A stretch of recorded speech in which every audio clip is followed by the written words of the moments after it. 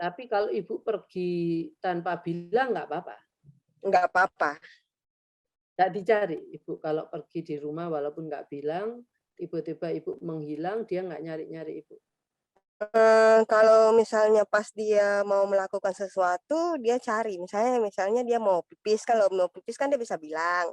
Nah, dia nggak mau orang lain yang antar ke kamar mandi gitu. Dia maunya mamanya yang antar gitu. Tapi disuruh jalan sendiri nggak mau, harus digendong gitu ke kamar mandinya, digendong gitu. Oke, saya satu-satu ya Bu ya. Saya gini, untuk kata dada atau bye-bye itu, untuk menghapus persepsinya dia dada itu ibu pergi dan tidak kembali lagi dalam jangka waktu lama. Ya. Dia kalau umpamanya gini, kita harus menghapus kata itu. Ada orang lain nggak yang sama ibu di rumah? Ada orang lain ya? Ada mama, mantu, bapak, kakek neneknya ada saudara-saudaranya juga. Ya,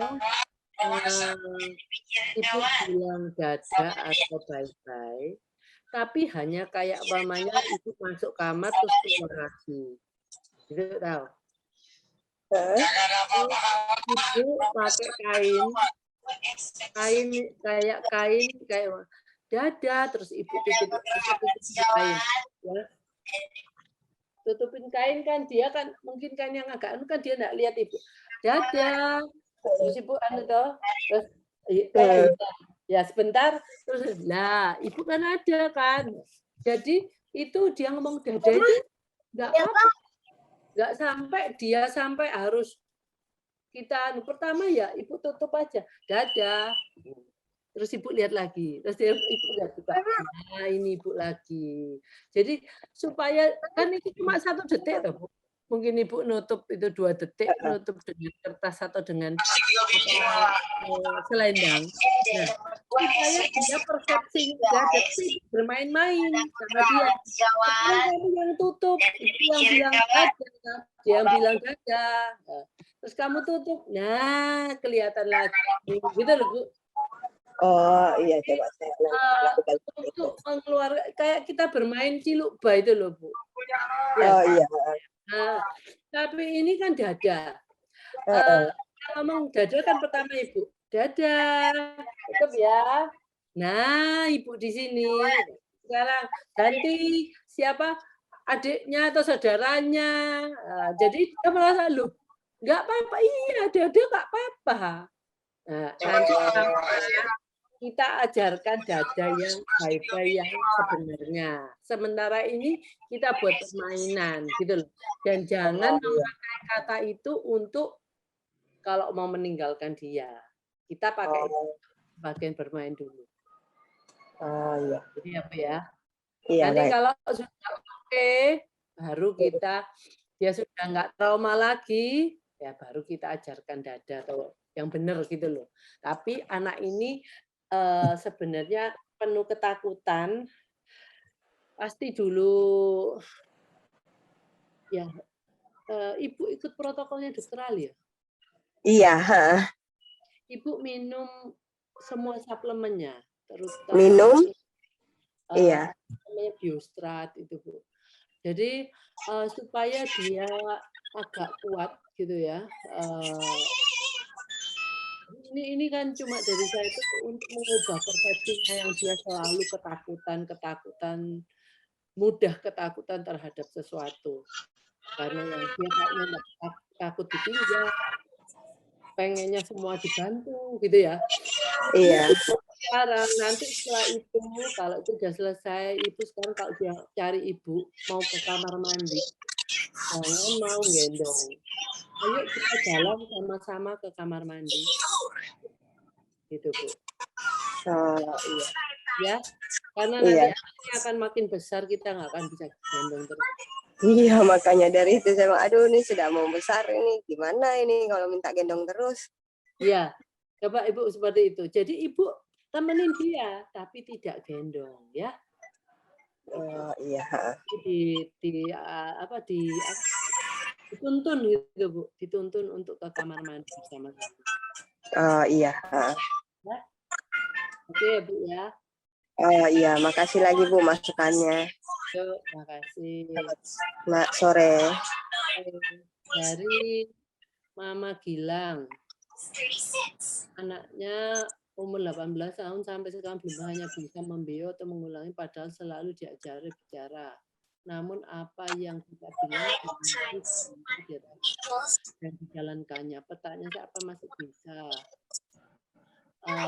Lebih sudah dewasa mungkin. Suaranya hilang. Oke. Untuk Mama Gilang, anak ibu itu mengerti secara reseptif. Kalau bicara ngerti ya Bu ya. Tapi kalau dia disuruh bicara,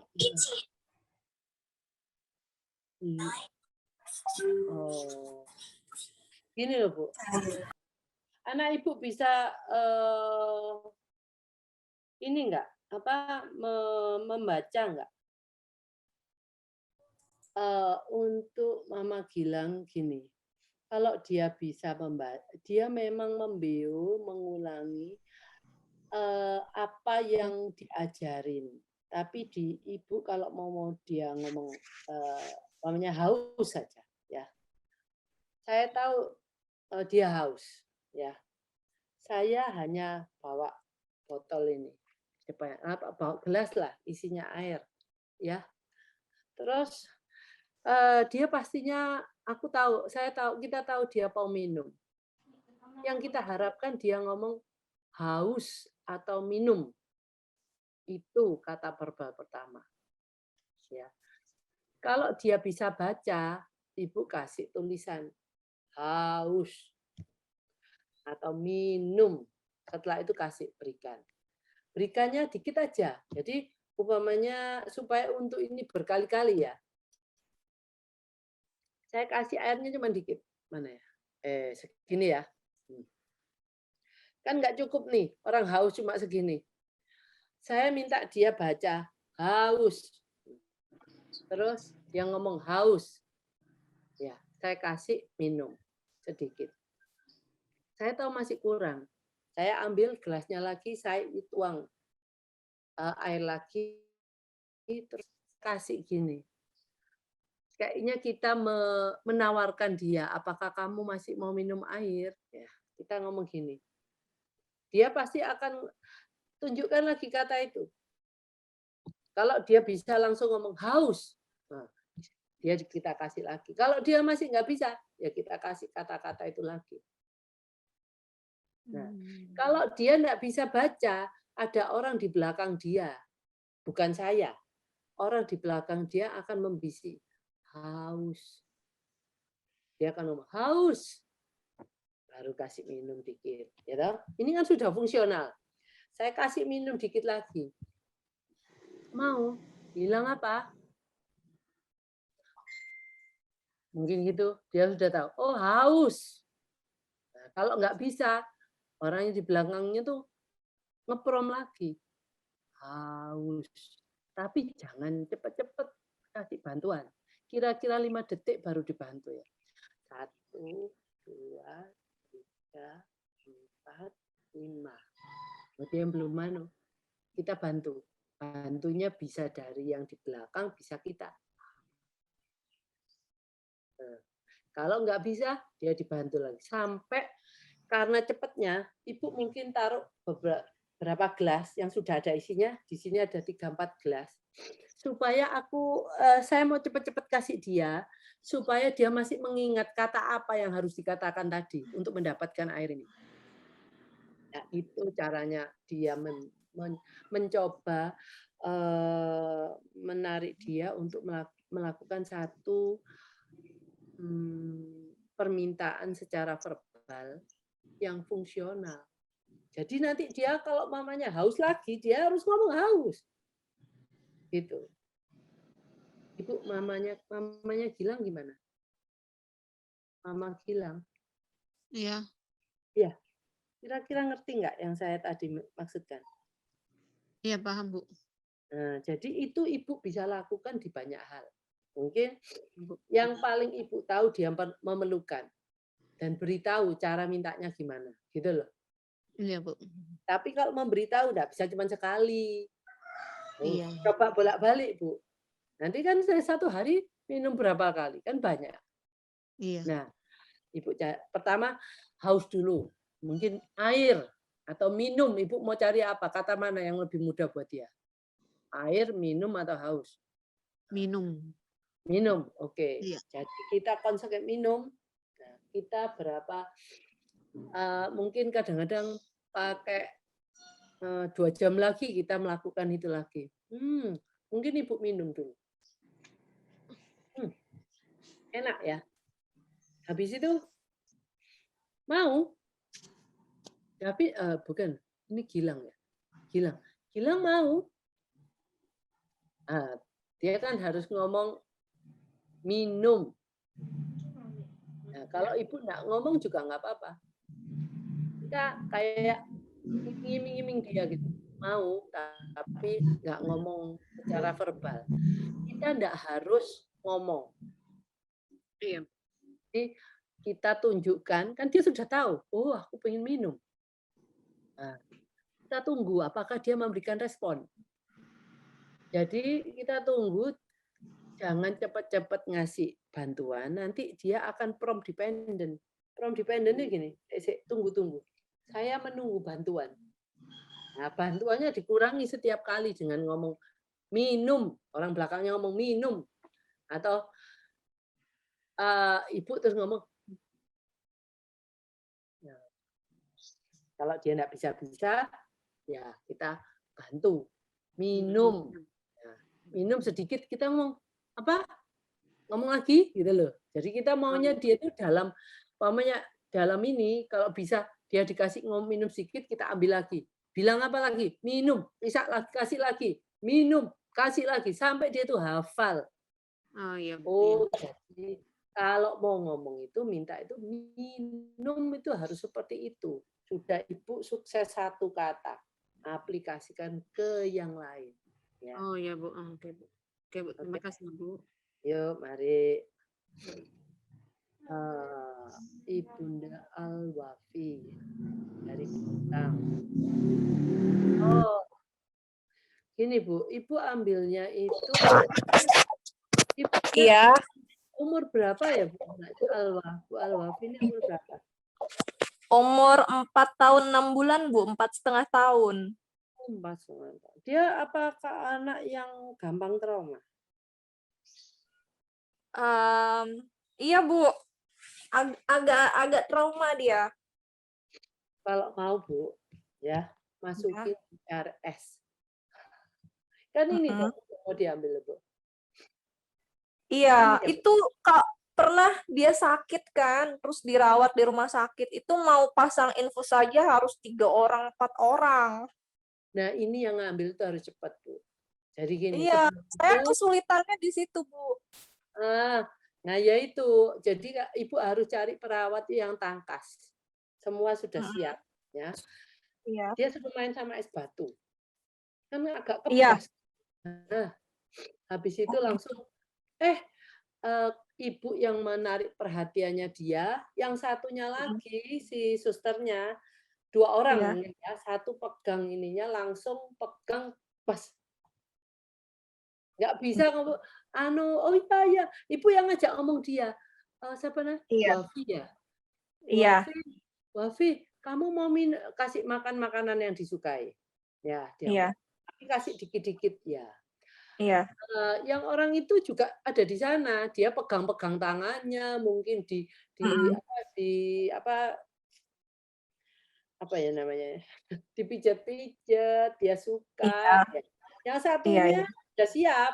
Nah, begitu ini makanan masuk, dia tidak curiga dengan itu, hanya dalam waktu 1-2 detik si dia itu harus bisa. Oh, iya. Pijat itu pegang, langsung yang satunya langsung dibuka, lah Ibu yang mengendalikan dia. Yang Iya, dari iya. tangannya, sama satunya lagi pegang cotton bud. Iya.